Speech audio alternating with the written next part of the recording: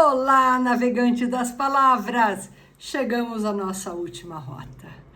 E como eu já li antes para vocês, como quando você escreve, você tem um herói ou uma heroína. E você tem a trajetória do herói ou da heroína. E eu, quando li O Herói de Mil Faces, aprendi muito a essa trajetória. É claro que você não pode ser amarrada a uma regra, como eu já contei lá dos amores, né? Não é uma regra. Primeiro eu deixo a minha inspiração fluir. A história vem naturalmente, mas que esse livro me ajudou para saber a trajetória, criar uma trajetória melhor para o leitor, certamente. Inclusive o meu segundo livro, Jamais Subestime os Peões, Eles Valem uma Rainha, eu comecei pelo último capítulo. Foi o primeiro, o outro não, o primeiro não, mas o segundo, eu demorei acho que uns 3, 4 meses para escrever o último capítulo. Eu me dediquei muito ao último, porque eu precisava saber como eu ia acabar. Porque como eu tinha muitos personagens, eu precisava saber onde eles iam chegar. Então, para isso, eu comecei pelo fim. Eu realmente escrevi o final do livro. E daí eu fui para o começo. Mas eu nunca, porque como eu sabia onde eles iam chegar, então ajudou mais na trajetória de cada personagem. Então, voltando ao livro, que é uma referência para mim de escrita, O Herói de Mil Faces, de Joseph Campbell, ele põe como um círculo, tá? Essa trajetória do herói. Aqui está de uma forma resumida e eu vou ler para vocês. Um herói ou uma heroína vindo do mundo cotidiano, se aventura numa região de prodígios sobrenaturais. Ali encontra fabulosas forças e obtém uma vitória decisiva.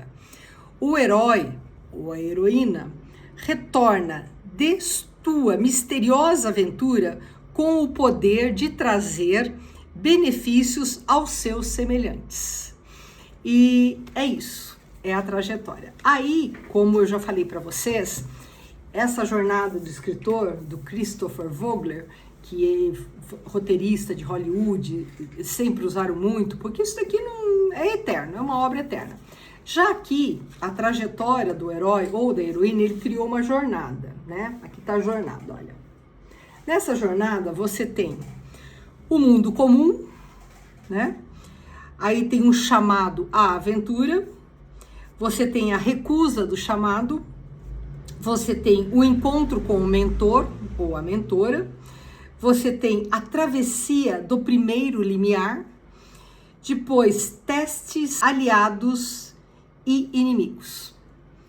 Aí você vem aproximação da caverna oculta, provação suprema, recompensa, caminho de volta e ressurreição e retorno do Elixir. Eu, assim, de todos os livros que eu li, O Alquimista, do Paulo Coelho, para mim é o que faz muito bem essa trajetória do herói. Para mim é exatamente, sai daquele mundo comum e um dia precisa retornar para o Elixir. A minha vida, como vocês acompanharam aqui ao longo dessas 100 rotas, que eu comecei lá do comecinho mesmo, da infância, adolescência, cada um de nós, não importa, vamos supor, no meu caso, escritora, crio, né, heróis ou heroínas. Mas todos nós, como pessoas, seres humanos, somos heróis ou heroínas de nossas próprias vidas. E por incrível que pareça, essa jornada aí, ela se aplica a tudo. E principalmente quando chega nos inimigos, nos desafios, na parte difícil mesmo da jornada, você vai ver quem é o herói e quem é a heroína, ou se você simplesmente vai ser um simples coadjuvante da sua vida.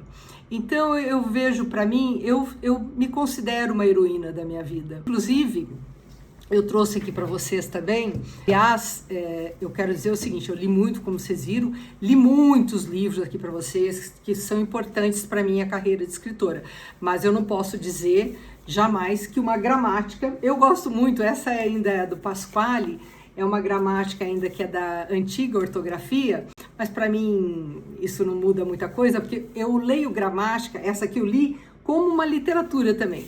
A gramática é importantíssima, não dá para dizer que você vai melhorar a sua escrita sem entender o mínimo, no mínimo, né, do que é, como é composta a palavra sozinha é uma coisa, como vocês viram. Primeiro tem a palavra, aí virou uma frase, que vai virar um parágrafo, que vai virar uma história, e assim são nossas vidas.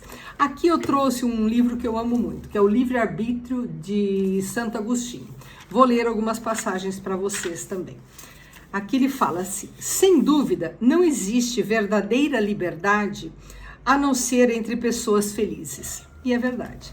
A liberdade é difícil, mas te torna uma pessoa muito feliz.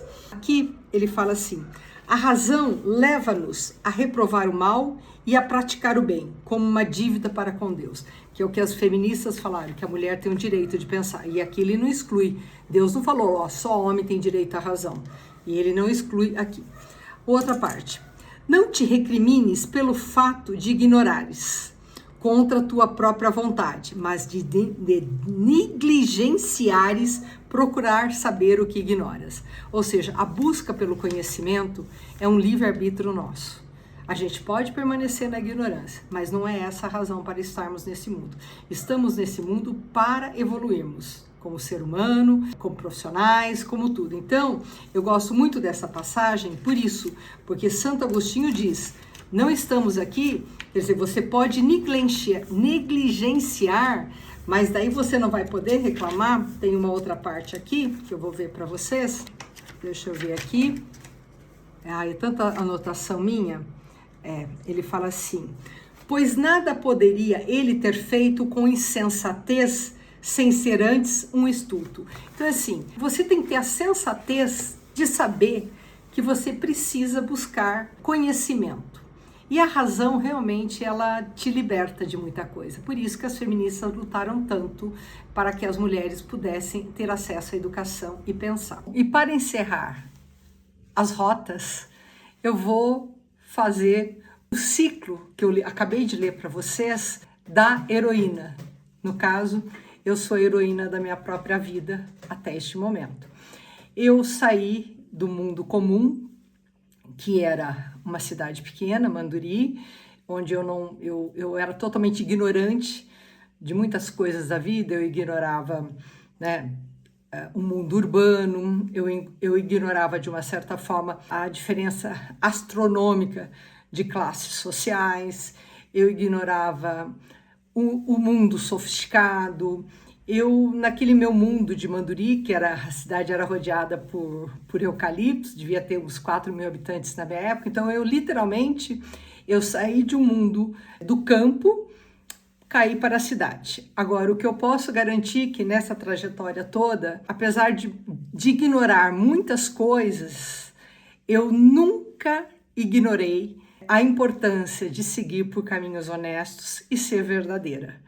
Isso nunca, esses meus valores, eles foram incorruptíveis, como disse lá uma das feministas, e inegociáveis.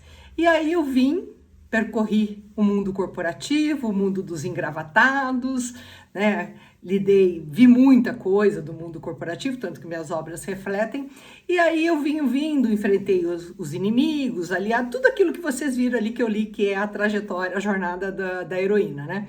Aí cheguei, começo o caminho de volta, e venho trazendo o elixir. E o que é o caminho de volta? Eu voltei ao mundo do interior, ao meu mundo interiorano, o mundo onde o chapéu não se tem tanto engravatado, mas tem muito chapéu.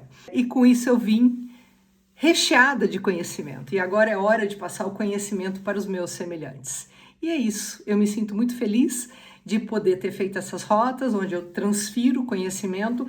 Eu também costumo dar palestras em escolas falando da importância da leitura e desta minha trajetória. Então eu encerro aqui a trajetória da heroína Celina Moraes, de minha própria história, voltando ao meu mundo comum, ao mundo do interior. Paz, navegantes, a todos nós.